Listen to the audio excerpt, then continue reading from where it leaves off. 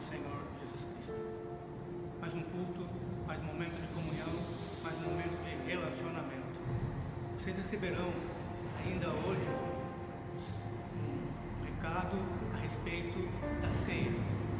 O que nós deveríamos fazer, o que seria importante que nós fizéssemos, a preparação da mesa, a preparação da ceia, para que em família nós pudéssemos participar desse momento tão importante no reino de Deus. O momento da ceia, o sacramento, uma ordenança deixada pelo nosso Senhor e Salvador Jesus Cristo. A palavra de hoje, ela fala em Lucas, capítulo 14, do versículo 1 ao 14. Evangelho de Lucas, capítulo 14, dos versículos 1 ao 14. Ceia do Senhor, lugar de revelação. Guarde essa mensagem no seu coração. A ceia do Senhor é um lugar, é um tempo, é um momento de revelação. Eu gostaria de ler os 14 versículos com os irmãos, depois nós falaremos um pouco a respeito de cada um deles nesta mensagem que Deus está dirigindo aos nossos corações. Evangelho de Lucas, capítulo 14, os versículos 1 ao 14. Versículo 1. Tendo Jesus entrado um sábado em casa de um dos chefes dos fariseus para comer pão, eles o estavam observando. Achava-se ali, diante dele, certo homem hidrópico. E Jesus, tomando a palavra, falou aos doutores da lei e aos fariseus, e perguntou: é lícito curar no sábado ou não? Eles, porém, ficaram calados, e Jesus, pegando no homem, o curou e o despediu. Então lhes perguntou: qual de vós, se cair num sábado um poço, um filho ou um boi, não o tirará logo, mesmo em dia de sábado? A isto nada puderam responder.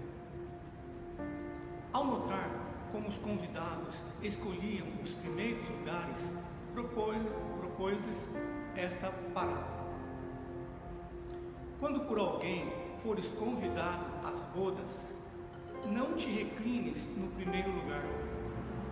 Não aconteça que esteja convidado outro mais digno que tu, e vindo o que te convidou a ti e a ele, te diga: dá o lugar a este, e então, com vergonha, tenhas de tomar o último lugar.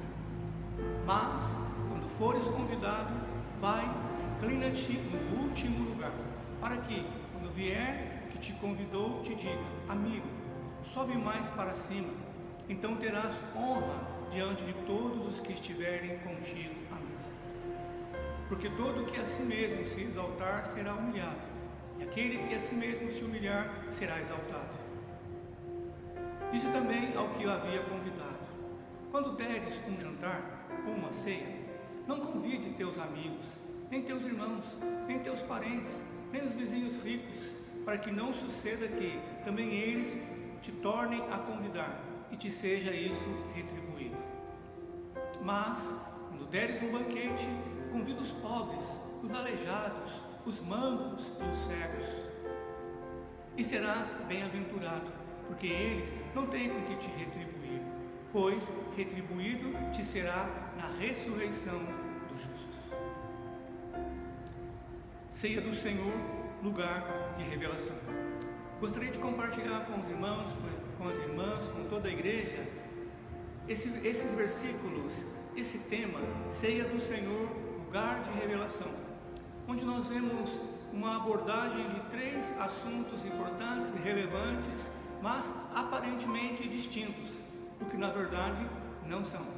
É todo um contexto onde Jesus deixou alguns ensinamentos, onde Jesus deixou algumas direções para que nós pudéssemos seguir e agradar ao Pai. O primeiro ponto, que a ceia era na casa de um homem importante. Esse primeiro tema fala de uma festa na casa de um homem influente, importante na sociedade, um dos principais dos fariseus. O segundo ponto é como as pessoas se comportavam nesta festa. E o terceiro ponto é como nós deveríamos preparar uma festa. 3 pontos, 3 assuntos, aparentemente distintos, porém correlatos, ligados, interligados e igualmente importantes para esta mensagem. Ceia do Senhor, lugar de revelação. Gostaria de estudar com os irmãos alguns pontos brevemente para que nós pudéssemos ter uma compreensão melhor, um envolvimento melhor de todo esse contexto. E por isso nós vamos falar de algumas figuras que aparecem nesses 14 versículos. A primeira figura é do fariseu. Na época de Jesus, diz a história que existiam mais ou menos 6.000 fariseus. Fariseu era um grupo, era um partido, entre outros no judaísmo. Só que eles tinham algumas características. Uma delas, eram pessoas muito sistemáticas, pessoas criteriosas, religiosas, pessoas que tinham na aparência, na expressão, a sua ênfase. Então, eram pessoas que viviam do exterior, viviam da aparência. Eles gostavam muito de fazer longas orações nos cantos das praças. Eles gostavam de sair com o rosto desfigurado para que todos pudessem elogiar a sua aplicação no jejum. Pessoas que gostavam de lavar as mãos para demonstrar a pureza, guardar os rituais do judaísmo, coisas que não foram deixadas pelo nosso Deus. Outra coisa importante, que esses fariseus, eles tinham uma abominação, eles eram totalmente contrários, abertamente contrários ao Império Romano.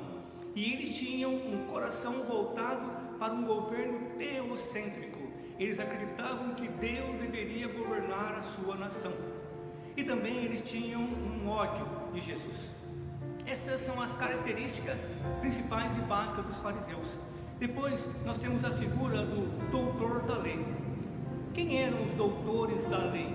Eram pessoas letradas, pessoas estudadas, pessoas que entendiam da Torá, pessoas que estudavam com toda a dedicação os livros da lei. Pessoas que eram questionadas, pessoas que eram procuradas para trazer uma direção quando houvesse alguma dúvida, quando houvesse alguma necessidade. Então eram os doutores da lei, pessoas muito respeitadas, pessoas muito consideradas. A terceira figura era de um homem hidrópico, um homem doente. Não sei quantos sabem, mas essa doença era um inchaço. Esse homem ele estava inchado. A Bíblia não fala que tipo de doença ele tinha, qual era a patologia. Nos dias de hoje, provavelmente nós falaríamos que ele tinha problemas renais, que os seus rins não filtravam isso, acumulava líquido no corpo dele e gerava todo esse inchaço.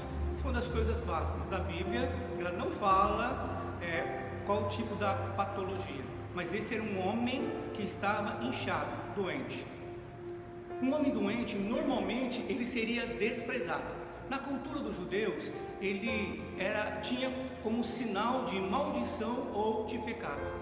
Um doente não era muito bem visto na cultura judaica. Depois a outra figura do sábado. Sábado é um dia de celebração.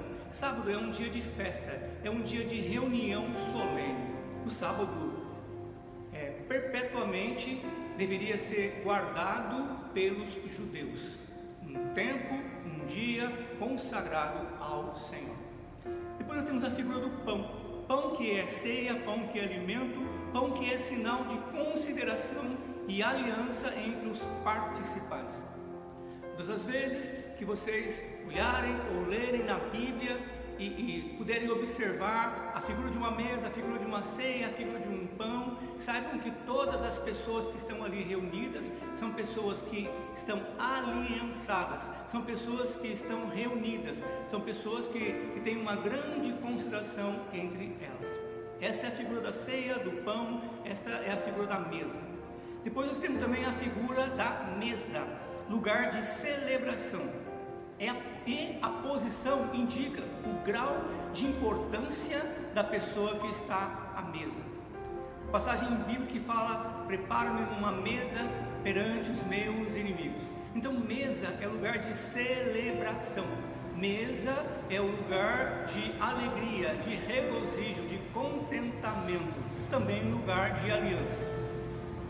Depois nós temos a figura das pessoas rejeitadas e os marginalizados. Nada se fala a respeito deles, mas diz que homens rejeitados e marginalizados, homens e mulheres. Depois, essa passagem também fala da recompensa e da ressurreição dos justos. São alguns pontos importantes que eu gostaria que os irmãos prestassem muita atenção neles. É claro que mais coisas eu gostaria de dizer aos irmãos, mas o nosso tempo é limitado, que deveria ser no máximo 30 minutos. Então por isso eu gostaria que vocês estivessem depois lendo e buscando ao Senhor, porque o próprio Espírito do Senhor nos revelará tudo aquilo que é necessário que saibamos.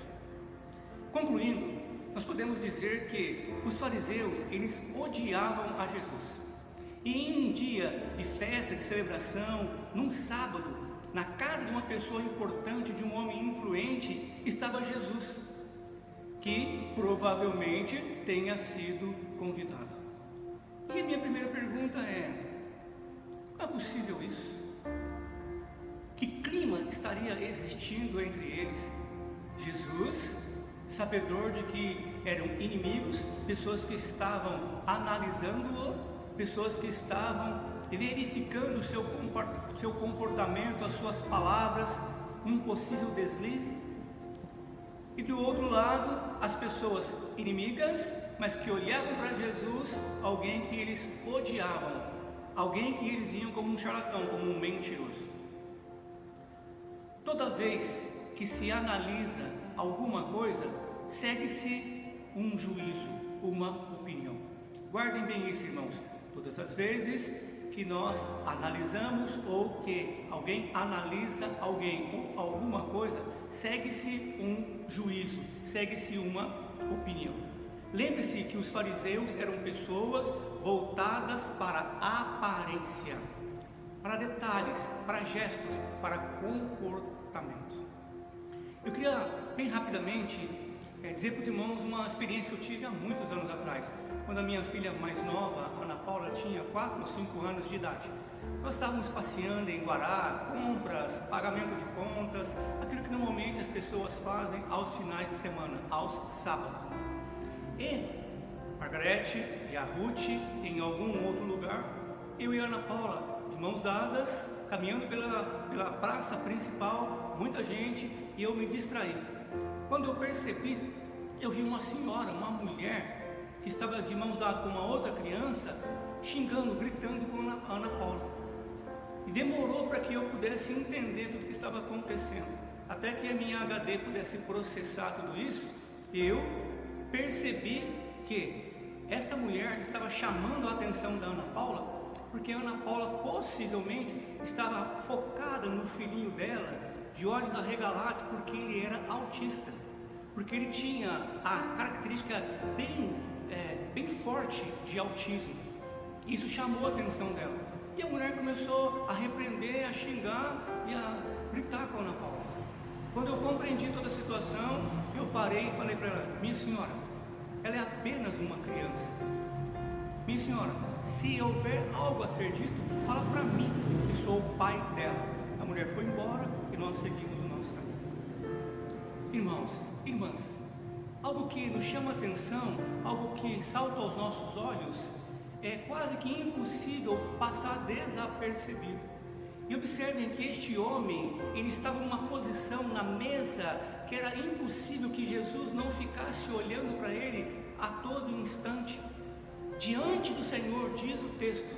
Em algumas versões podem trazer algumas palavras diferentes, mas na versão que eu estou lendo, na versão que eu estava estudando, diz que estava diante dele, diante do Senhor, um homem hidrópico, um homem inchado, um homem com uma patologia. Diante dele significa que assentado, reclinado à mesa, ele ficava de frente para Jesus, Jesus de frente para ele, e Jesus podia observar todas as suas limitações, todas as suas necessidades. Interessante que havia um ritual de celebração, um ritual nesse sábado, só que Jesus ousadamente ele tomou a palavra. Irmãos, observem, ser numa festa, uma pessoa muito diferente das demais, uma pessoa que chama a atenção. E você começa a olhar para essa pessoa.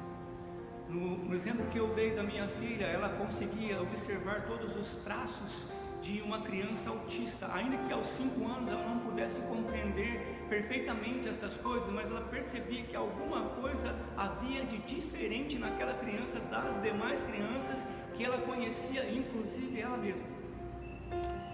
Jesus também podia observar na vida daquele homem, fisicamente, externamente, uma diferença, uma anormalidade, mas esse homem possivelmente era uma pessoa muito importante, porque mesmo com essa patologia, o que o colocaria na condição de marginalizado, de desprezado, ele estava à mesa entre pessoas importantes num tempo solene de celebração.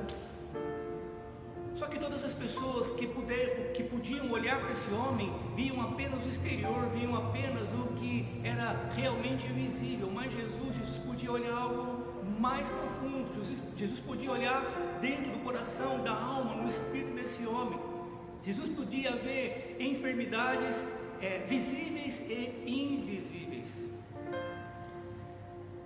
É interessante que toda revelação ela é precedida de uma confrontação. Guarde isso, meu irmão, guarde isso, minha irmã. Toda revelação é precedida de uma confrontação. Jesus poderia ter dito: é lícito que esse homem seja curado, mas Jesus forçou-os a uma reflexão. Jesus forçou-os a uma exposição do coração. Toda reflexão leva a uma exposição que termina com uma revelação. Isso é muito importante, irmãos. Toda reflexão leva a uma exposição do coração, que termina com uma revelação. Não há revelação da parte do Senhor para nós se o nosso coração não for exposto. E o nosso coração não será exposto, ele fica muito escondido quando nós não fazemos uma reflexão. No versículo 3, a palavra curar no grego é terapeu, significa sarar ou servir. Jesus estava preocupado não apenas com a cura exterior, mas também em servi-lo. Todas as pessoas que estavam ali, elas conseguiam ver a necessidade visível, física, exterior daquele homem, mas Jesus não. Jesus ele conseguia ver o exterior e o interior, todas as suas necessidades, todas as suas debilidades, todas as suas limitações. Então por isso foi usada essa palavra, esse vocábulo terapeu, que significa curar, mas também significa servir. Jesus estava disposto e desejoso em servir aquele homem, em atender todas as suas necessidades, amplamente, completamente, físicas, espirituais e emocionais. Diferentemente dos demais convidados que conseguiam ver apenas o exterior.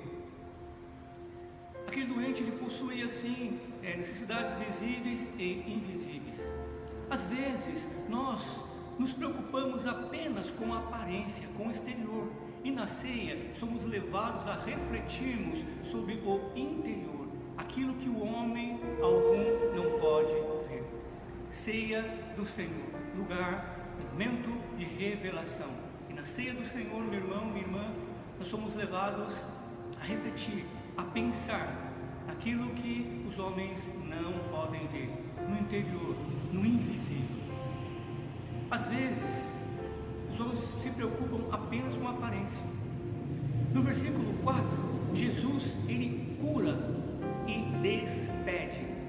Esse termo, esse vocábulo, despede, no grego, ele significa apoluo. Apoluo. Talvez não seja assim que se pronuncie, mas é assim que está escrito. Significa libertar, deixar ir, soltar as cadeias. E Jesus sabia o que estava acontecendo com aquele homem. Mais do que uma cura física, ele estava vendo esse homem sendo liberto, quebrada todas as maldições, escravidão, culpa ou pecado, soltar as cadeias. O momento era tão profunda a revelação, mas que os homens naturais normalmente não conseguiam ver.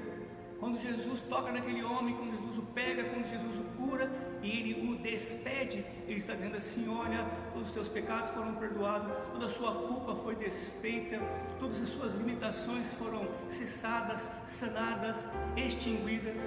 Jesus estava fazendo uma revelação profunda e maravilhosa na vida daquele homem, e aquele homem certamente ele podia sentir um peso que saía dele, um alívio, uma alegria, um prazer e um gozo nesse momento de revelação. Mais uma perguntinha para os irmãos e irmãs: você já viu um andarilho ser cumprimentado pelas pessoas? E um homem famoso da cidade? Alguém já viu? Eu não sei qual é a sua experiência, meu irmão, eu não sei qual é a sua experiência, minha irmã. Claro que nós temos as exceções, mas reflita um pouco nisso. Pense, como igreja, com quem nos importamos? Com os rejeitados ou com os famosos? Deveríamos tratar igualmente a ambos, sem acepção. Reflita um pouco aí, meu irmão. Reflita um pouquinho aí, minha querida irmã. Como igreja, com quem nós deveríamos importar?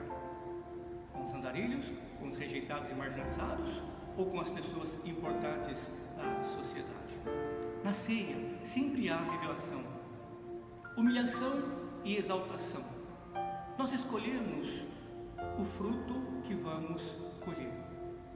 Se nós nos humilharmos, seremos exaltados. Se nós nos exaltarmos, seremos humilhados. Assim diz a palavra do Senhor. E na ceia do Senhor, lugar de revelação, o Senhor está nos ensinando e reafirmando para cada um de nós nesta noite que nós comeremos do fruto que estivermos colhendo. E nós colheremos o fruto conforme a nossa semeadura. Humildade ou exaltação.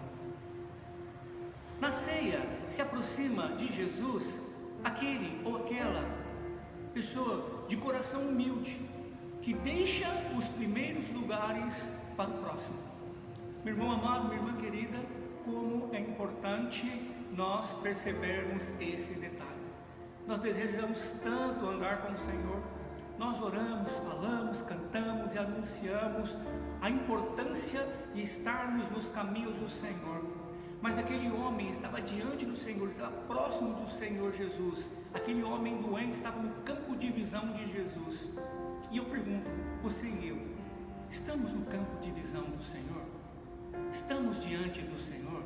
Jesus tudo vê, Jesus tudo sabe. Mas as revelações, elas acontecem no momento em que as pessoas estão diante do Senhor. No momento em que as pessoas separam um tempo para refletir, para expor o coração e para receber do Senhor a verdadeira revelação. Agora eu gostaria de fazer mais uma perguntinha para os irmãos e levá-los a uma reflexão. Se vocês fossem dar uma festa para o seu filho ou sua filha, quem vocês convidariam para essa festa?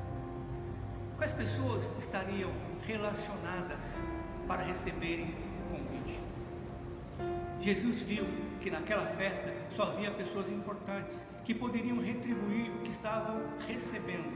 Aparência exterior, apenas interesse na vida das pessoas. Naquela festa não havia ninguém que estava apenas recebendo sem condições de retribuir. Um momento de consagração, um momento solene, um momento onde Deus deveria ser o foco, as pessoas estavam voltadas para si mesmas.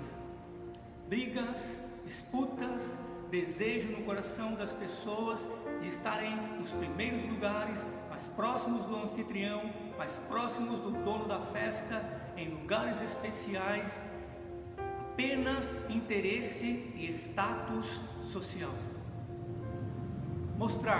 Demonstrar também a sua importância, também a sua influência e amizade com a pessoa importante. Ceia do Senhor, lugar de revelação. Os marginalizados são os que ainda não enxergaram que Jesus é o libertador. aquele que solta as cadeias. São pessoas que deveriam estar sendo convidadas para nossas celebrações, se é que entendemos e vivemos a palavra celebração. Marginalizados, desprezados, deveriam estar, meus irmãos, mães e irmãos, deveriam fazer parte da lista dos nossos convidados. A recompensa. Na ceia, entendemos que quando somos recompensados neste mundo pelo que fizemos em prol do reino, com a intenção de sermos favorecidos, já somos pagos, ou já fomos pagos. Nada teremos na ressurreição do justo. Na ceia, o Senhor também nos revela esta verdade sobre a nossa recompensa. Quando somos recompensados pelo que fizemos de excelente para o reino de Deus, mas com a intenção de sermos favorecidos, já fomos pagos. Nada mais nos será dado ou acrescentado. E a Bíblia fala também ressurreição do justo. Justo, no grego, significa dikaios, pessoa cujo modo de pensar, sentir e agir é inteiramente conforme a vontade de Deus. Que conceito maravilhoso, meus irmãos e irmãs. Que palavra forte, uma palavra que traz uma gratidão, uma alegria aos nossos corações. Justo, nesse conceito grego, significa pessoa que pensa, que sente, que age inteiramente conforme a vontade de Deus. Levando-os agora a uma reflexão.